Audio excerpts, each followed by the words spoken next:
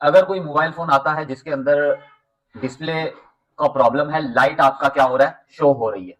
कभी कभार फोन ऐसा आता है जिसके अंदर डिस्प्ले आ रहा होता है और लाइट नहीं आ रही, तो सिर्फ लाइट की लाइनें आप लोगों को लिखवा दी है। ठीक है, आपको बता भी दिया है कैसे आपको रिपेयर करना है। अगर आपका डिस्प्ले आ रहा है तो आपको डिस्प्ले आईसी में काम करने की जरूरत नहीं है। उसके लिए आपको सिर्फ जो लाइनें बताई गई हैं वही लाइनें उसके लिए क्या है, जरूरतमंद है। उसके अलावा कभी कभार ऐसा फोन आता है जिसके अंदर लाइट आ रही होती है, डिस्प्ले नहीं आ रहा होता। कभी कभार ऐसा फोन आता है जिसके अंदर ना लाइट आती है ना ही डिस्प्ले आता है। तो आप लोग पैनल चेंज करके देखते हो तब भी आपका प्रॉब्लम क्या है, फोन वाइब्रेट हो रहा है, सारा कुछ हो रहा है, फोन ऑन हो रहा है, लेकिन ना ही डिस्प्ले आ रहा है और ना ही लाइट आ रही है।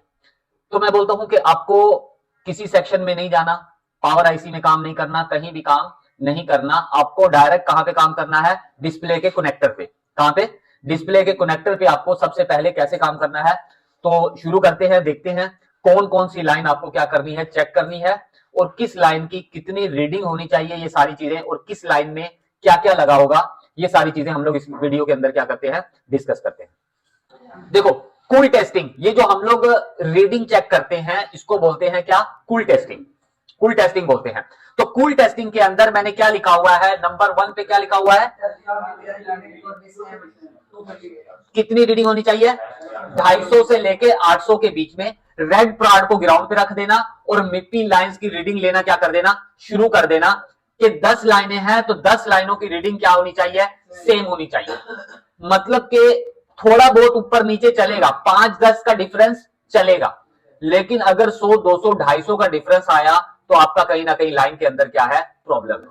अगर लाइन की रीडिंग ओएल आ रही तो लाइन क्या है, ब्रेक है। और आपको कल भी मैंने दिखाया था, एक फोन था गूगल पिक्सल का, उसके अंदर मीपी फिल्टर दोनों लाइनों की रीडिंग नहीं आ रही थी, तो मैंने जंपर किया था, देखा था ना आप लोगों ने। तो मीपी फिल्टर टूट जाने से या डैमेज हो जाने की वजह से भी क्या हो जाता है, आपका रीडिंग ओएल हो जाती है। ठीक है, उसके बाद आगे चले, चेक वीएसएल लाइन और वीएसपी लाइन। मैं बोलता हूं कि वीएसएल लाइन की अगर रीडिंग नहीं आ रही तो आपको प्राड को उल्टा करके रीडिंग लेनी है। क्या करनी है, अगर किसी लाइन की रीडिंग ओएल आ रही है तो प्राड को उल्टा करके रीडिंग उसकी क्या करनी है, चेक करनी है। वीएसएल लाइन की रीडिंग और वीएसपी लाइन की रीडिंग आपको मिलनी चाहिए। आगे है जी 1.8 लाइन की रीडिंग।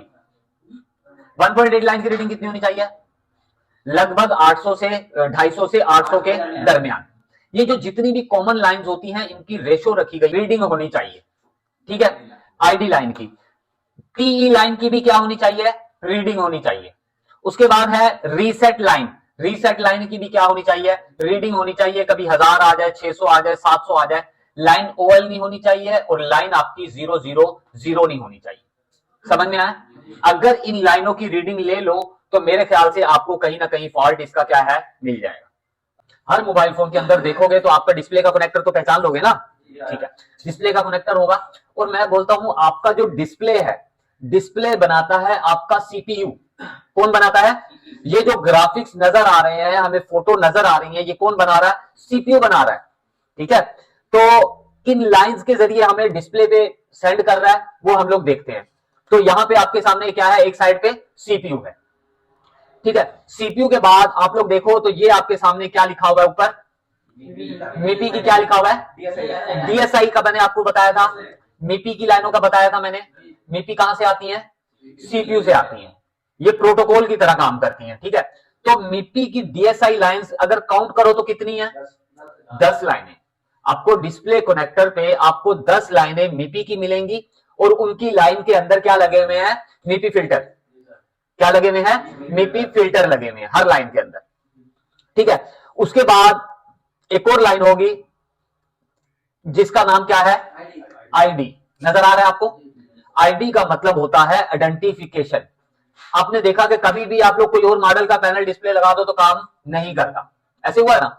तो एक पिन ऐसी है आईडी की पिन जो कि आपके सीपीयू को बताती है कि डिस्प्ले आपका लग चुका है। आईडी का मतलब होता है आइडेंटिफिकेशन।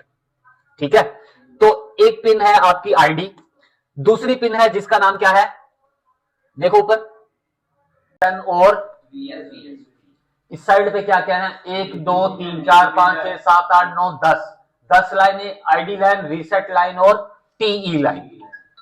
ठीक है, देखो ग्राफिक्स आईसी के पास भी क्या लगी हुई है, एक कॉइल लगी हुई है, क्योंकि यहां पे वोल्टेज को क्या किया जा रहा है, बढ़ाया जा रहा है, बूस्ट कॉइल। ठीक है, और ये जब स्विचिंग करेगी, ग्राफिक्स आईसी जब अनेबल करेंगे, तब आपका क्या बनेगा, पॉजिटिव 5 वोल्ट और नेगेटिव 5 वोल्ट। ठीक है, तो ये मिपी लाइनें आपकी सीपीयू के साथ कनेक्टेड है। उसके बाद आपका ग्राफिक्स आईसी कैसे काम करता है, ये भी मैं आप लोगों को अभी समझाता हूं वन बाय वन। ठीक है, तो ये आपका वीएसएन और वीएसपी, ये सारी लाइनें इधर मिलेंगी, तब तब जाके आपका क्या बनेगा, डिस्प्ले ऑन होगा।